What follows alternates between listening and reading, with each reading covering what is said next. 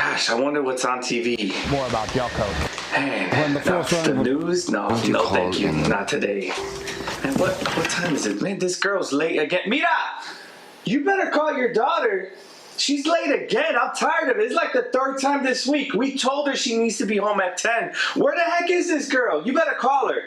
Yeah, I ain't dealing with this, man. I'm trying to just relax. I had a long day at work. I just need to watch some TV. Oh, look who it is. Hey, Dad. Oh, hey, Dad. No, hey, Dad, me. Quítate eso. Take that off. Stop. Excuse me? Oh, it's so annoying. What you mean annoying? Do you want to spend time in your room? Is that annoying? Where were you? I had the car broke down. What?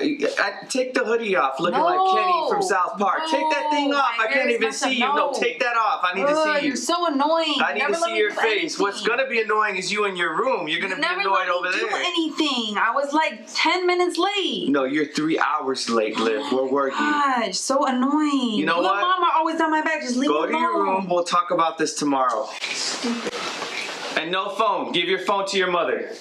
Hello, Legacy Leaders. Today's topic is Don't Correct Me, and it has to do with how we give and receive correction. This is a two-part series that we're hoping you're going to take a lot from, because this is a part of being an adult. Yes. What do you think, Ms. Peterson? Absolutely. As an adult, you're continually getting corrected, and you have to know how to receive correction, right? And you're always going to have people giving you constructive criticism and teaching you how to be better. And if you're a person that's not willing to take that or not willing to listen, it's going to cost you. It's going to cost you relationships, job opportunities. People don't want to be around people that aren't willing to be corrected. So it's a big part of being an adult. So let's talk a little bit more about how that looks. Okay, so first of all, let's define what correction means. Take a look at this slide. It says, what is the purpose of correction? Correction is to make something right, true, accurate, in order to fix, adjust, or straighten. These are things that we need to consider, Ms. Peterson. So let's say that somebody's going sort of on a crooked direction or crooked path, right? We help them to straighten it. We say, hey, you're going in the wrong direction. Let me give you some advice. Let me give you some instructions on how you can move forward. So correction is all about fixing something, adjusting something, because guess what? None of us are perfect. Nope. As human beings, we all have to grow. Even adults, don't let them fool you, y'all. If they tell you that they're perfect, there's nothing that needs to be changed, they are lying to you. All of us have room for growth, and this is what we're going to talk about today. And I'll say this, as a young person, if I would have learned these skills head on, I probably would have made better choices in the future. Because when it comes to making good choices, it's all about learning from your mistakes. And when you learn from your mistakes, you have people who point out specific things and they coach you through the process of being corrected and being able to make adjustments. Take a look at this slide. It highlights why teens struggle with receiving correction. The first point says, you're almost an adult, right? At that phase in life, you're in the place where you are about to become an adult. You're no longer a child where you were in grammar school. Now you're in high school and you're about to transition into adulthood, right? You're about to be 18 in a number of different years, right? Whether you're a freshman, sophomore, junior, or senior, you are in a position where now you're growing and you're going to become an adult and legally be independent. So that's hard because now you're trying to figure out, okay, if I'm going to be an adult, what choices can I make for myself? So sometimes there can be arguments with parents, arguments with teachers, because now you're in a place where you're thinking differently about life. The other one says driver's license, right? This is where you're about to get your first driver's license or permit, and you're about to go out by yourself on your own and do things without other people, without depending on other people, right? So this also opens up new opportunities, new relationships, okay? So if you're pursuing that boo thing, okay, that mami chula, that papi chulo, that person you've been pursuing forever, but guess what? Maybe they're not that healthy for you. Maybe your friends offer correction or your parents offer correction or they don't want you to date yet, right? You're fighting that. You're struggling with that. And friendships, those are also relationships, right? You develop new friends. You're starting to see that they're going out. You want to do the things that they do. So you're now in a place where you're just kind of confused about how to proceed and move forward when it comes to choosing friendships, going out with friends. The other one says new job, okay? You're at the place where you're about to get your first new job. You're making money for yourself. And so now sometimes you're like, well, why do I have to live by certain rules if now I can afford to pay for my own bills, right? So you're now wrestling with those kinds of things. The other one is longer curfews. So now you're in a place where, you want to stay out a little bit later, right? And you think your curfew should be extended because you see other people in your age group being extended with their curfews. You're like, why do we even have these stupid rules? I know that that's something I struggled with. And you saw in our role play that Liv came home late, right? And that was like, as her father, where were you? You're late. It's 3 hours, right? So now you're adjusting those things. And last but not least, it's the opportunity to have more choices. And that sometimes is confusing, especially as a young person. You have the opportunity to make more decisions as you become older. And I'll tell you that I talk to a lot of young people. Ms. Peterson, they're always telling me, I can't wait to get older. I can't wait to have all my own stuff. I can't wait to move out this house. I don't want to have to deal with it. And I'm like, hold on. Oh Lord, just wait. That comes with a lot of responsibility. Yes. And I'll tell you that now as an adult, having to pay my own bills and having to show up to work, you don't got no choice now. You have to go to work because no one else is going to pay for your things. The perspective shifts, right? So I used to appreciate certain things I had living under my parents' roof. Even though at times I struggled with my parents, there were certain things that I appreciated there. Now, as an adult, I have to make sure that I'm constantly providing for my family and ensuring that I keep a job, ensuring that I do well so that, we can afford to continue to live, right? So these are things that change as you become an adult. And I'm sure that as I mentioned some of these, there are probably other ones that come to mind, different things that come to mind as a teenager that you're going to have to work through with. So here's the thing we want you to think about. When it comes to correction, how do you receive it? Correction's not easy, especially as you're trying to figure out where you land with those different choices. But like Ms. Peterson said, this is something you're going to have to deal with as an adult. And there's a quote that says, if you ignore criticism, you will end in poverty and disgrace. If you accept correction, you will be honored. What we want you to do is look at question number 1 on your handout. It says, what does this quote mean to you? Take 2 to 3 minutes to think about this, write down your thoughts, and we'll be right back.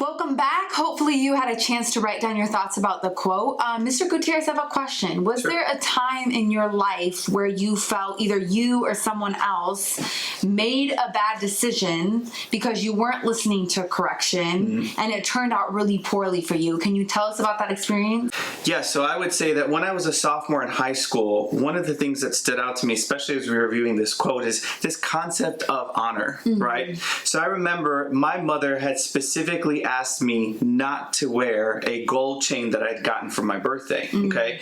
Now, back then at that time, you know, having your name on a nameplate, and sometimes it's still popular, right? To have, you know, all in gold and then have a gold chain around it, like it was just the thing to do. And I remember I had really wanted one, and I remember a couple people in my family had pitched in to buy this for me, and my mother said never wear it outside in the neighborhood, okay? Unless we're going to a family member's house or a special occasion, you will never wear it outside. Now, my mom wasn't home at the time, and I remember I knew where the gold chain was, and I kind of wanted to go outside. It was nice. It was the summer, right? And just show my bling, right? I was like, come on, like, what? Why can't I wear it? So I put it on. I got on my bike and I went outside, and I remember, Miss Peterson, we didn't live in the safest neighborhood, but I think I thought I was safe at the time. Again, I was a sophomore, so I was like, hey, I can make my own decisions. I don't got to listen to this. And literally before you know it, I approached an alley, and right out from the alley came two guys right behind me, and one of them had a gun, and he put it up to my head. And so I was held up at gunpoint. And I remember at that moment, I was just scared. I was in shock. And he said to me, you know, give me your chain. That's all he really wanted was the chain. And I was like, what? And right away, I wanted to like respond. I was thinking, and you know, you think about all these things like, man, if somebody came up on me, I'm gonna hit him.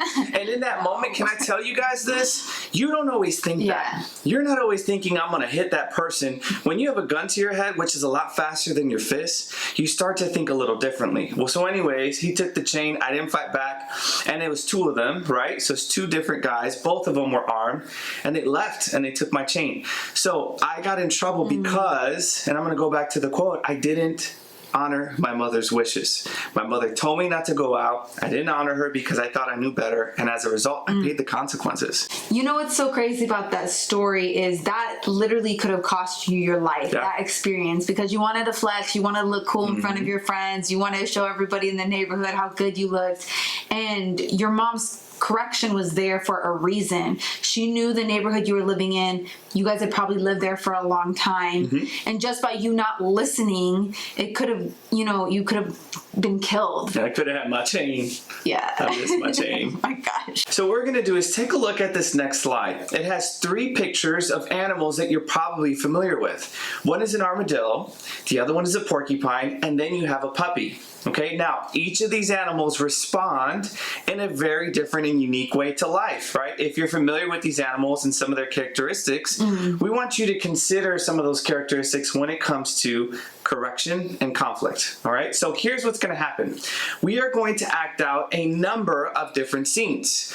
What we want you to do is to think about the armadillo, the puppy, and the porcupine, and consider some of the characteristics that they embody. Then we want you to take a guess and select the animal that you think relates to the scene we're about to present. Let's start with scene 1. Hello class, I had asked you all yesterday to write about the most influential person in your life, so if you could bring out that report. Everett, you're late. Could you please go take a seat? Can you take a seat? Also, there's no, you know there is no phones in the classroom. Give me your phone, please.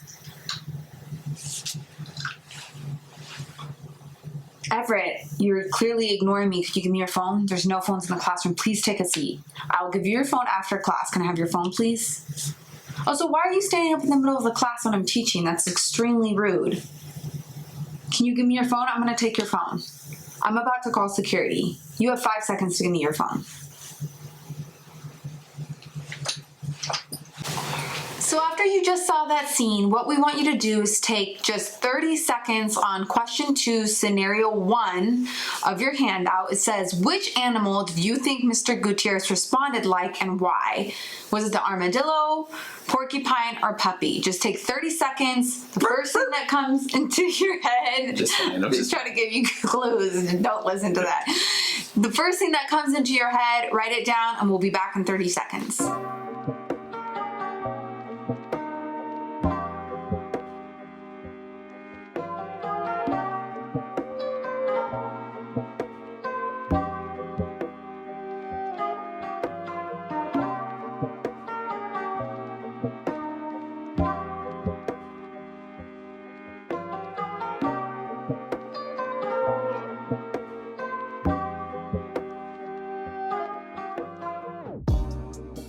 So hopefully you had a chance to write in your response. The answer to this last scenario was the armadillo, okay? So think about how I walked in as a student, all right? I was called out about my cell phone, right? Miss Peterson was trying to teach, and what did I do? I started to sort of form a protective shell, similar to an armadillo. When an armadillo feels attacked or unsafe, it'll literally put itself in a protective place, and it starts to curl up into a ball so that nothing can get in.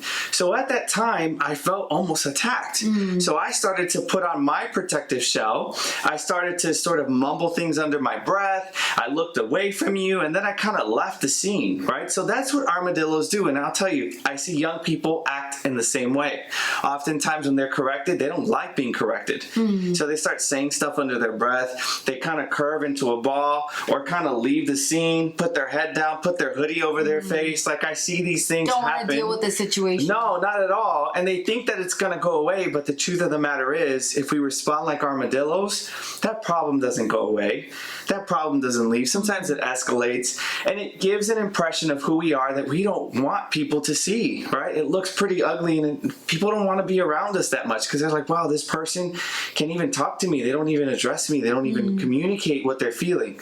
Can I say, when you are going through things, communicate. Tell people, hey, you know what? I'm having a really rough day. This is what's going on with me. I don't want to shut down, right? Let's say that's your defense mechanism. You just shut down when people try to correct you. Say, I really don't want to shut down, but here's where I'm struggling. Talk it out with somebody, and they can help you and offer you some perspective and advice that hopefully will allow you to receive some correction. That's good. So while some people respond to correction like the armadillo, other people respond differently. So let's take a look at this next scene.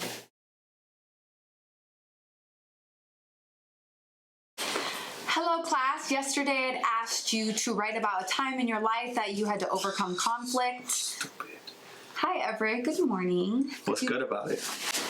Could you please take a seat, sit down? No, I don't want to sit down. I'm in the middle of teaching Okay, good class. for you. And you know we have a no phone policy during the class. Man, whatever. My mom's calling me. I need to deal with this. Okay. If you give me your phone, you can have it after class. But I need. No, she needs to call me. I need to be on my class. phone because if she calls me, I need to answer it. I am not trying to get in trouble because of you. Okay, well, this is the middle of the school day. If there's an emergency, Tell her I'll that. let you She ain't answer gonna let and me. step No, outside the class. she gonna take away my stuff. You I'm need not to doing give me that. your phone, and you need to go sit down. No. You're being disrespectful. Well, I You're don't know what to disrupting say. the entire class. Well, I don't know what to tell you. You're wasting everybody's time. You're wasting Take a everybody's seat. time. Look at you. Take a seat, please. You take a seat. You take 2 seats. You have 5 seconds to take a seat, or I'm calling security. Do what you gotta do. Okay.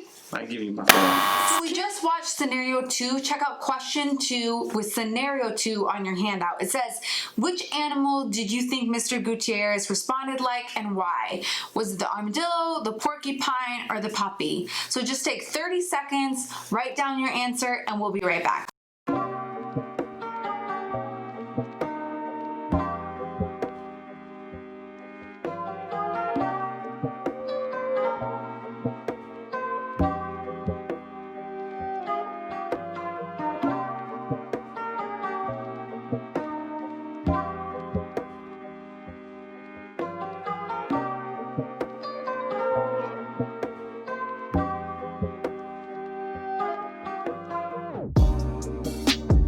Hopefully you had just 30 seconds to write down quickly your thoughts. The correct answer is a porcupine. When Mr. Gutierrez came into the classroom, he was extremely defensive. He was trying to attack me with his words, much like a porcupine. When their prey is hunting them, when they're about to get attacked, they shoot out quills and they can hurt their prey, right? So you see this picture of a dog and it has quills all over its face, so they can be extremely dangerous.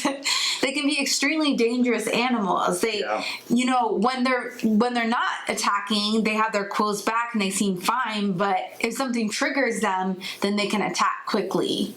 Let's check out this little video here. It's a porcupine being attacked and how it responds.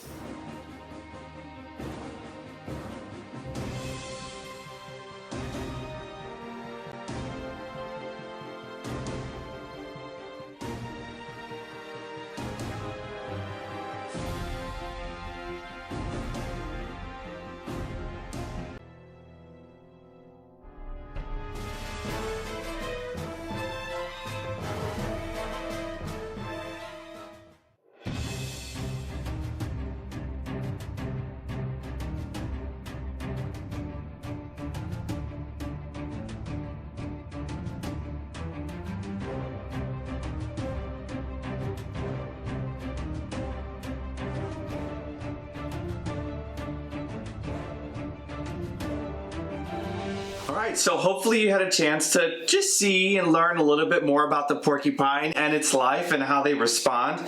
You know, a lot of times we can respond even as adults, right? We can get very quick and very defensive and shoot out our quills. And sometimes we hurt people without even meaning to. And I think that's what's so significant about the porcupine, is that at times it doesn't mean to shoot off its quills, but again, like the armadillo, that's its defense mechanism, and that's what happens. So we have to be careful when our defenses are on guard that way as well. So here's what we're going to do. We're going to go into a last and final scene. We want you to jot down what animal you think this is, and we'll be back to process. Hello class, please take a minute to grab your handouts that we worked on yesterday. I had you write about an obstacle that you had to overcome in your life. Good morning, Everett. Good to see you. Hey, good morning. You doing okay? I'm all right. It's just my mom's going through some stuff. Okay. Yeah, she may have to go to the hospital later. Oh, I'm sorry to hear that. Yeah. Well, if you could just take off your hoodie, take a seat, and then you know we have a no phone policy during class. I'm just worried that if she has to go to the hospital and I don't answer, like it's not going to be good. Well, why don't we do this? Since there's a no phone policy, I'll hang on to your phone and you plug it up for you. And then if there's any issues, an emergency, your mom can call the school and they can page the room. But I'll let you give her a call before and just let her know. Okay. All right. That's fine. All right. Should I call now or do you want the phone? I'll take it and then you can just call her in a little bit once we finish this. All right. Thanks. Okay. I appreciate it. So we just saw that last scenario. Check out question number 2, scenario 3 on your handout. It says, which animal do you think Mr. Gutierrez responded like and why? Was it the armadillo, porcupine, or puppy? Just take 30 seconds, write in the first thing that comes to your mind. We'll be right back.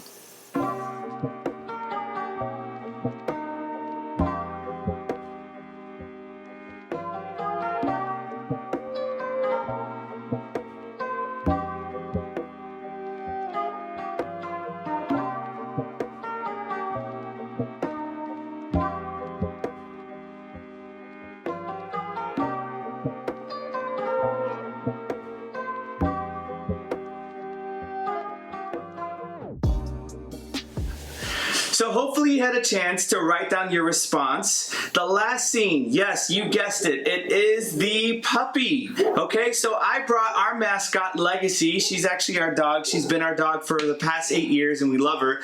And she's taking part in this scene because we want to demonstrate something. So dogs, when they receive great correction and proper obedience, they can be really great companions, right? So oftentimes we must consider how we show up in the world similar to a puppy, right? Similar to a dog. They're very loyal, they're very meek, and they're very humble when they're trained well. And one thing I love about Legacy is she helps to embody, even when things don't go so well, a way to present themselves in a very humble and meek manner.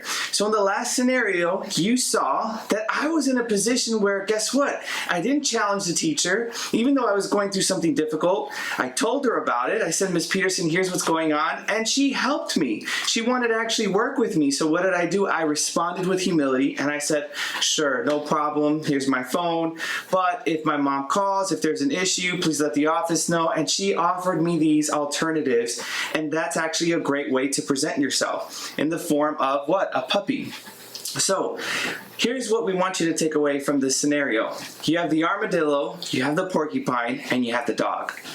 What are ways that you respond? What are ways that you maybe can consider being better at responding to conflict or challenges and when it comes to correction? You know, I'll tell you, I didn't always respond the way a dog would. I didn't always relent. I didn't always submit. I know that there were a lot of times where when my mom or dad would tell me something, I was like, man, no, whatever, I don't care. I talk back to teachers. I mean, I was in a position where I really didn't care about what others thought. But the truth of the matter is it hurt me, Miss Peterson. It actually prevented me from having relationships. And whenever we show up in the world, we have to think about those around us. Okay, it's important to consider how we affect and impact those who maybe did nothing to us, right? Like this little dog, knows no better, but loves us for who we are. So how do we show up and demonstrate a humble and meek approach? And it's all about the dog. And can I say something? I think oftentimes when people think of a puppy, they're like, oh, but puppies just like do whatever and they listen to whatever and they have their, tails in between their legs legs and they're just really submissive. But guess what? Puppies grow to be strong dogs. And what's cool about dogs is they even have leading roles in society. So you'll see here up on the slide, you'll see a seeing eye dog. They're able to help people Service that dogs. are blind, or service dogs. And then you even have dogs in the FBI. You have dogs as police dogs, you know, and they're able to lead society and help in that way. So even with their meekness and their loyalty, they grow up and exhibit strength. So when we think about the big idea for today, right? Receiving correction never feels good. However, its result yields great strength and wisdom, but its rejection brings terrible loss and death. Sometimes receiving correction is really difficult. Oh, definitely. It can be shameful, it can be embarrassing, it can be hard. In the moment, you might feel bad. Yeah. But later, it helps you grow into being a leader. So what we want to do is just lightly discuss what are some of those factors that can impact us in a negative way and prevent us from receiving correction well. So here's an example of one.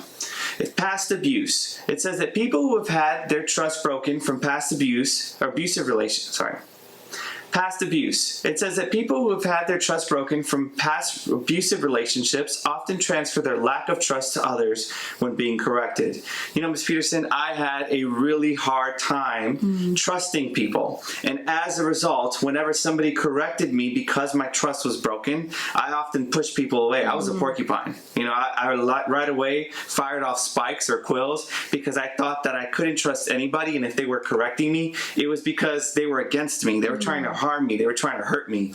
You know, so just consider this. Now as an adult, I look back and I'm like, man, there were so many people who tried to help me, but because I was so focused on all the hurt that I had been through and all the pain I endured, I didn't want to receive any correction. So think about that for a second. When you respond to correction, is the past abuse or hurt that you endured from others getting in the way? There may be some great people, some great mentors, some great teachers that want to help you, but you may be preventing them from helping you, even your parents, because maybe you went through some stuff. And then the next one is past neglect. People who are not used to receiving The next one is past neglect. People who are not used to receiving instruction often show little regard to other authority figures. So if you weren't cared for well, if you weren't disciplined well growing up, it may be hard for you to know how to even interact with people. Or you're used to being on your own so much that you don't know how to interact with other adult figures. Especially if you got away with stuff. You know, sometimes being spoiled isn't a good thing, because then when reality hits and you have to go to a job and there are certain rules and structures and things you have to follow, you may not be prepared for it. Next one we want to highlight is present stubbornness. This talks about how people can be hard-headed or self-absorbed. Despite receiving correction as a child, challenges were not offered to help instill perseverance, love, and consistency. So I'll tell you this, you know, growing up as a child, it can be hard, especially in different scenarios, and you're becoming a teen and then one day an adult, right? All these different transitions. What I will say is that if you were never challenged, it's going to be very difficult for you to think through how to persevere through situations. You're going to think that it has to be your way or the highway. You're not going to want anyone to challenge you. You're going to want people to acknowledge you every time you do something, right? Like, oh, at least I showed up. I should get an award. I should get a trophy. You know, you just become very stubborn and very set in your ways. So similar to that picture of that little girl kind of pulling the dog, right? The dog didn't want to move because guess what? It wasn't receptive to what it was to receive correction. And that's extremely important, especially if you want to succeed as an adult. Here's another slide. It kind of depicts sort of a funny image, but it says in the past, right, the mom would tell the son, go to your room, and they'd go to their room. Today, right, moms tell their kids, go to your room, and what do? They play video games, they're on their laptop, they're talking to their friends, they're like, yeah, I want to go to my room, send me right now, right? Times have changed, and sometimes, I'll tell you this, it gets in the way of receiving correction. So similar to the last slide that we talked about, where, guess what, there's some stubbornness that's present because maybe you're a little spoiled.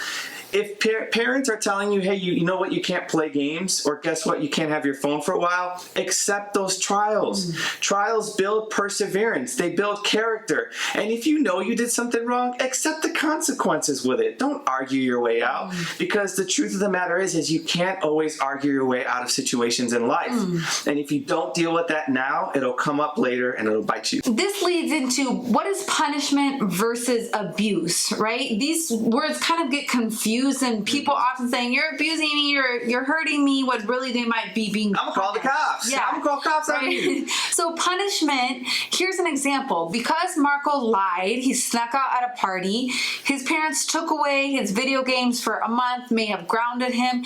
That is punishment. Punishment is the correction that is needed as a result of your actions, right? So it's the consequences for your actions versus abuse. An example of abuse, Angela was locked in the basement for the weekend for talking back to her mother. So this is really, it's important to understand the difference of the two when you're just being corrected and when that correction goes beyond something that is hurtful or could be damaging to you. Oh, for sure. Being in your room is completely different than being locked in the basement without food, without water. Like who knows what those circumstances are, right? But I think what we're trying to say is that there are two different extremes. And being punished, being sent to your room, getting something taken away, especially y'all when you didn't pay for it. Like, I can't stand when people just try to argue with their parents because they're like, I deserve my phone, I deserved it. And I'm like, look, I would be glad and happy if our electricity Pay my stayed phone on. bill. Right. Shoot. Like, be grateful for what you have, and when other people have paid for those things, don't argue it out. It's not worth your time, especially because in the future you're gonna need your parents to be on your side for certain decisions. Trust me, as you get older, you're gonna want freedom to have more abilities to make choices on your own, but they're not gonna trust you if every time you get that opportunity you make bad choices. That's why you need that correction. So let's check out question 3 on your handout. What animal do you often respond like when it comes to being corrected, and why? It's a good question. Be honest. I know this is hard. Yeah. I will be honest. Because of sometimes the way I was raised, I attack. I am a porcupine. I want to fight out, you know? So just be honest with where you're at. There's no judgment, and just write down your answer. We'll be right back.